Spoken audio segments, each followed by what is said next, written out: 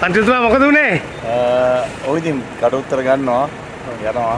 ඔබතුමාට එන්න කිව්වද නැත්නම් ඔබතුමා ආවද? නෑ නෑ මට එන්න කියලා තිබුණා. එන්න කියලා තිබුණා. මොකද කිව්වේ?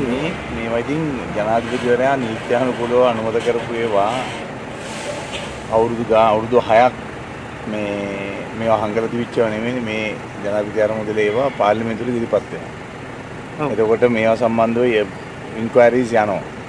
ඔඩිට් කොරීස් යනවා. ඒ කියන්නේ විගණන විමසුම් යනවා.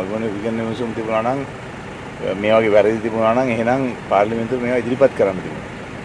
ඒවා මොකක්වත් එහෙම එකකුත් නැහැ. ඒ ඔක්කොම සම්මත වෙලක් තියෙනවා.